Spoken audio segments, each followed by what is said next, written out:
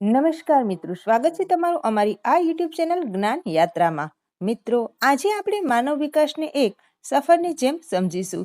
જેમ એક નાનકડું બીજ મોટું વટવૃક્ષ બને છે, તેમ આપણે અલગ અલગ સ્ટેજમાંથી પસાર થઈએ છીએ. સૌ પ્રથમ આવે છે ગર્ભાવસ્થા.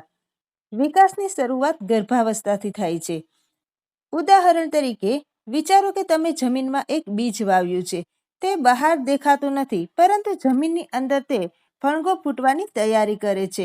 બસ આ 9 મહિના પણ એવા જ છે કે જ્યાં અંદરની દુનિયામાં બધું તૈયાર થઈ રહ્યું હોય છે. મિત્રો, ત્યાર પછીનો તબક્કો છે શૈશવાવસ્થા. હવે બાળકનો જન્મ થાય છે, જેને આપણે કહીએ છીએ શૈશવાવસ્થા. આ તબક્કો એવો હોય છે કે જાણે તમે નવો કોરો, ઉદાહરણ તરીકે સ્માર્ટફોન લીધો હોય, એમાં કોઈ ડેટા નથી, પરંતુ તે બધું ડાઉનલોડ એટલે કે શીખવા માટે તૈયાર છે. બાળક પોતાની આસપાસના અવાજો અને ચહેરાઓને ઓળખતા શીખે છે. ત્યાર પછીનો મિત્રો તબક્કો છે બાલ્યાવસ્થા. આ તબક્કો એવો છે કે જે રમવાનો અને શીખવાનો સમય છે. પૂર્વ બાલ્યાવસ્થા, તો કે આ ઉંમરે બાળક કેમ, કેવી રીતે જેવા હજારો પ્રશ્ન પૂછે છે, જાણે કે એક નાનકડો જાસૂસ. જેનો તબક્કો હોય છે 2 થી 6 વર્ષ. ત્યારબાદ મિત્રો આવશે ઉત્તર બાલ્યાવસ્થા. આ સમયે બાળક મિત્રોના ગ્રુપ બનાવે છે, જે સમયગાળો હોય છે 6 થી 12 વર્ષ.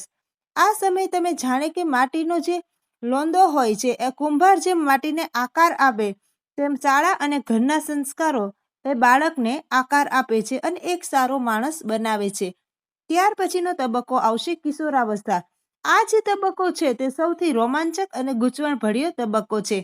આ તબક્કો એટલે કે રોલર કોસ્ટર રાઈડ. ક્યારેક તમને બહુ આનંદ થાય તો ક્યારેક કારણ વગર ગુસ્સો આવે.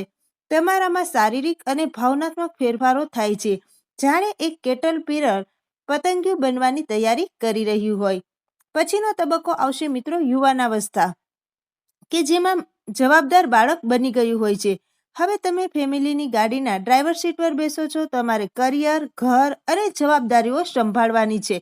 18 થી 35 વર્ષ એ સંઘર્ષ અને ઉર્જાનો સમય છે, જ્યારે 36 થી 50 વર્ષ એ અનુભવથી પરિપક્વ થવાનો સમય છે. અને છેલ્લો સ્ટેજ એટલે કે વૃદ્ધાવસ્થા. વૃદ્ધાવસ્થા એટલે કે અંતિમ સ્ટેજ. વૃદ્ધાવસ્થા એટલે કે જ્ઞાનની લાઇબ્રેરી. ભલે શરીર થાકેલું હોય, પણ તેમની પાસે આખા જીવનનો નિચોડ હોય છે. જેમ જૂનું વડનું ઝાડ આખા પરિવારને છાંયો આપે છે, તેમ વડીલો આપણને માર્ગદર્શન આપે. એ અવસ્થા એટલે કે વૃદ્ધાવસ્થા. તો વિદ્યાર્થી મિત્રો, આ જીવનચક્ર એ સતત ચાલતું રહે છે. દરેક તબક્કાનું પોતાનું મહત્વ અને સુંદરતા છે. તો મિત્રો, હવે આ જે ડેટા છે એના પરથી તમે સંપૂર્ણ રીતે ખૂબ જ સારી રીતે સમજી શકશો. તો આવા જ નવા વિડીયો સાથે ફરીથી મળીશું. ત્યાં સુધી જય હિન્દ, જય ભારત.